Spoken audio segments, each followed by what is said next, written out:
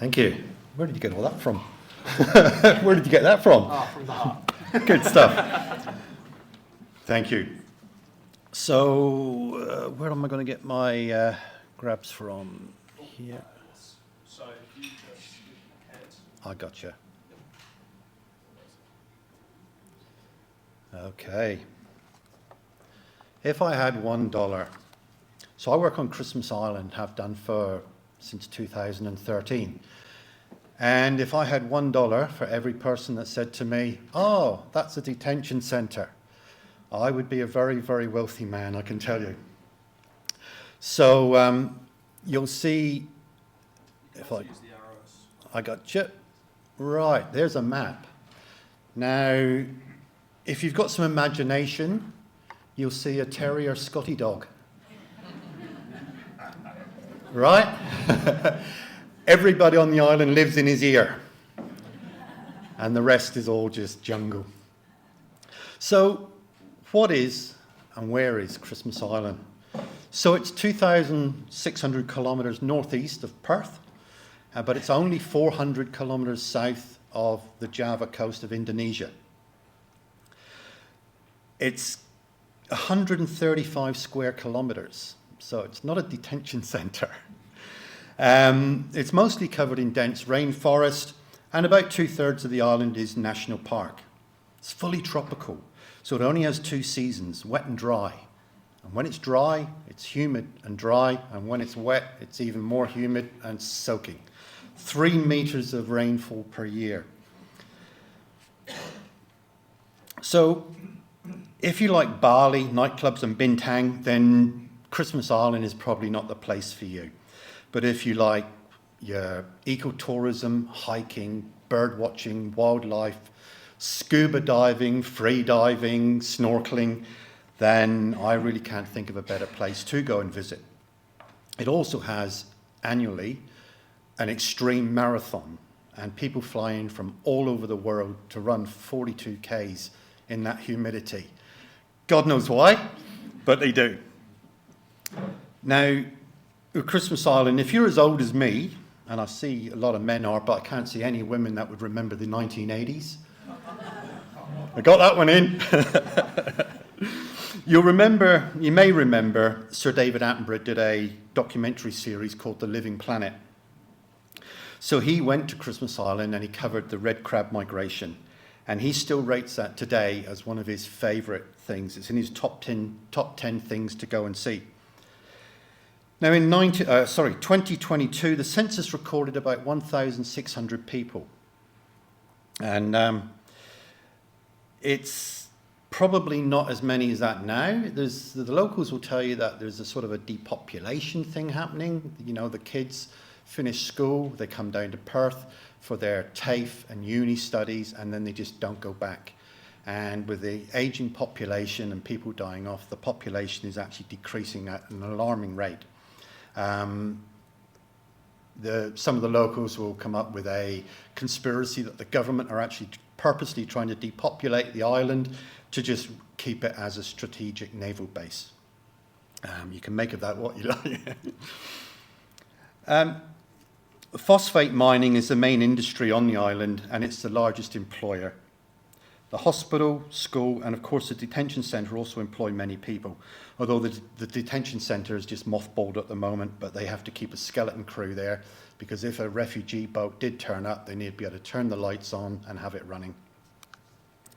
Now you've got to remember that Christmas Island was also occupied by the Japanese during the Second World War, and that's its own topic and just far too many stories to tell you today. Now, So it's potentially easier just to use the arrows then. I gotcha. Yeah. Righty-ho. There's some significant monuments on the island. The one you see there is Gordon Bennett. So Gordon Bennett was an Englishman born in Dorking. He arrived on Christmas Island in 1979. And by the way, I hope everyone can understand me. I do talk like a pirate. I'm from the southwest of England. He filled the position of the General Secretary for the Union, and he wasted no time in getting better paying conditions for the workers. Now, you have to remember, it's a sad reminder that until then, segregation for people of Asian descent still existed, and the white Australia policy was rife despite being eliminated on the mainland. His good work continued right up until his tragic death in 1991, aged just 49. Now, his legacy is remembered by the union workers of today, and many of them still remember Gordon.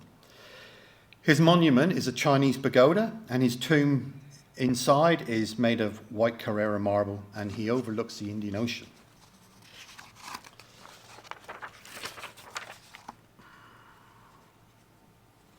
Coolies. Now, this is Coolies Memorial. Coolie, a slang word for an unskilled labourer, usually from the Middle East, Far East. This is also known as Chinese Coolies Memorial and was established by the British Phosphate Commission and the Chinese Literary Association of Christmas Island.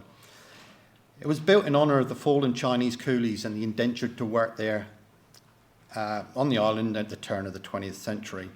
Now, this monument stands... Hang on, did that come up? No. Oh, we're up to Gordon Bennett. Hang on, one more. There we go. So this stands as an entry statement. Oh, that's me on the scaffold, by the way. Cool hat. It stands as an entry statement as you approach the Chinese cemetery. And then we have Sarah Robinson. Now, this is more of a monumental gravestone, and I'll talk about Sarah in a short while. Also dotted throughout the island are several Taoist temples and shrines.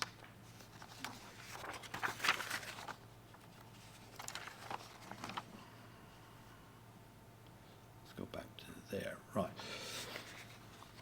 Now, cemeteries. We know of 5 cemeteries on the island. 3 are currently still in use and 2 are closed as heritage sites. We say we know of 5, and when I refer to we, I'm talking to my partner in crime, which is Helene, sat at the back there, and without her, nothing would be happening on Christmas Island. She's the guru. But we know of 5 cemeteries. There could be more. The math doesn't add up. Many, many more people have died on the island than there are graves. So we have to also assume a number of Japanese soldiers may have died on the island. We don't know where they are. We don't know where they're buried. Interestingly enough, now that Christmas Island is now Australian territory, you do now have Japanese machine gun nests on Australian soil.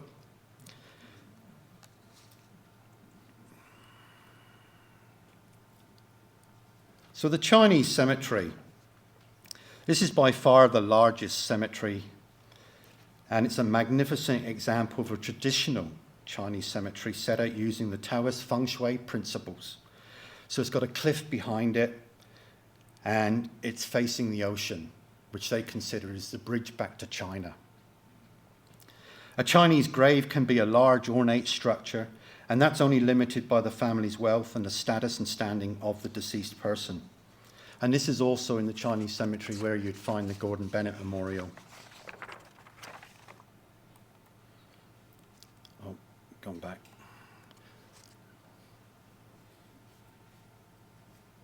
Oh, I see. Gotcha.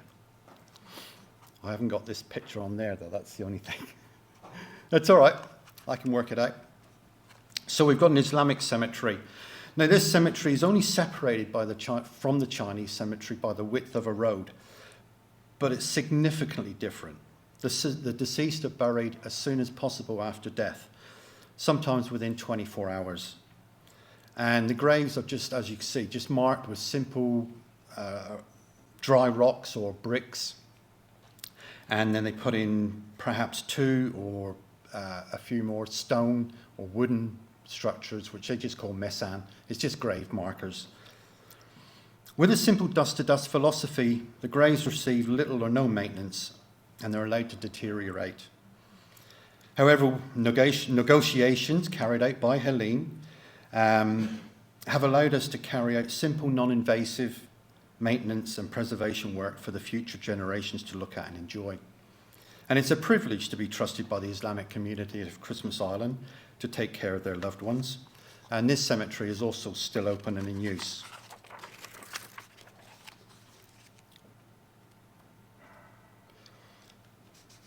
Phosphate Hill.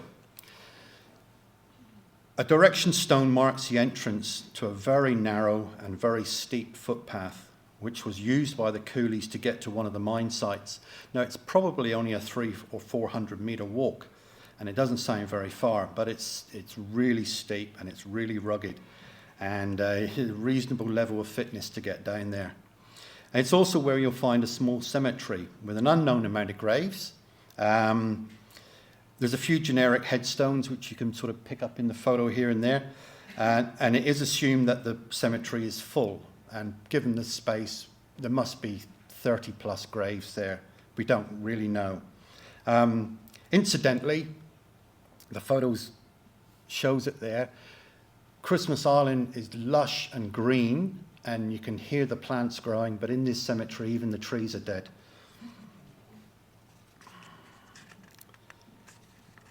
We don't know if the rainforest has come in and consumed some of the cemetery. It could be bigger, and there could be more there.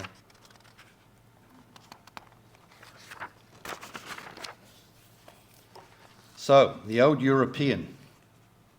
This cemetery is the one that interests me the most. Overlooking Flying Fish Cove. It lies under the rainforest canopy, and it's only a small cemetery with now just 11 graves. It was also the resting place of the unknown sailor. As I was saying, the Old European Cemetery, we've got an overview there. It's not very big. There's 11 graves in there. It's also the resting place of the unknown sailor. This poor fellow was found in a Carley float in a decomposed state, and was buried at the Old European Cemetery in an unmarked grave.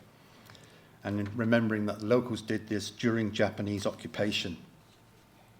And for many years, his final resting place was unknown, despite efforts to find him. But he was eventually found in 2006 and exhumed. He was reinterred with fully military honours on the 19th of November in 2008 in the Geraldton War Cemetery. In 2021, the unknown sailor was identified as able seaman Thomas Wellesby Clark, and I did have a photo of him, using DNA testing. We also have Sarah Maud Robertson in the cemetery as well, who's the third monument, really. Now, Sarah was a trailblazer graduate from the University of Glasgow, arriving on Christmas Island in 1901 as the doctor to treat the beriberi epidemic. Sarah became a pivotal figure in the treatment of the beriberi, and that which cemented her status on the island as an historical figure. In a bold move to demand better healthcare standards, legend has it she burnt the hospital down to force the manager to build a better one. That's a feisty Scotswoman for you, isn't it? Unfortunately, her very early death on the 7th of June 1907 from heart failure, aged just 30 years old, halted what was and would have been a brilliant career. And her monument, and I hope I get to show it to you, it's a broken column. And that's what we use to signify a life cut short.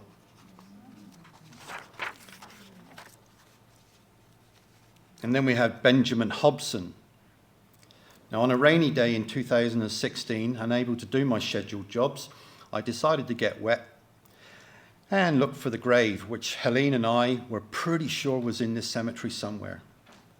And after digging around where we both thought the grave should be, it didn't take long before the remnants of a cement surround were found. Then the Shire gave us permission to dig deeper. So we dug a test hole, and when I got down to around 5 feet deep, I came across some pure white rocks that had been used for building some of the other walls around the gravesite. And they were still hand cut, and they had chisel marks in them, so we knew we were digging into a gravesite. And this is when Helene stepped in, and Helene does what Helene does best, and spent many, many hours delving into archives and records, finally confirming this was the lost grave of Benjamin Hobson. Now, Benjamin was from Belfast and was a second engineer aboard the ship SS King Neptune. His death certificate states he died on the island and not aboard ship.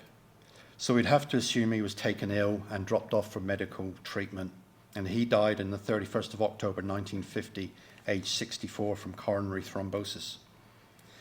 After confirming his grave, it was decided he should have a headstone.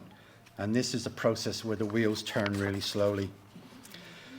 So eventually, Helene called me and said, we are good to go. So I set about sourcing a piece of grey granite and eventually found a supplier in Fremantle that would supply a blank headstone cut to size. So many thanks to G.C. Smith Monumental Masons. I had decided on a blank stone so I could hand cut the letters on site, allowing me to adjust the size and font as necessary. And this was put on a regular supply ship and delivered to the island. So in May this year, I went back to the island with my son, Aidan, and while I took care of the lettering, he got to work excavating the gravesite again, because after several years of ground slippage, it had once again covered the area and it needed excavating again. And the rainforest had encroached so close we had to cut that back as well. With the grave area cleared and the lettering finished, the headstone was set in place. Helene conducted a touching ceremony where he was officially welcomed, recognised and registered as the 11th grave in the cemetery.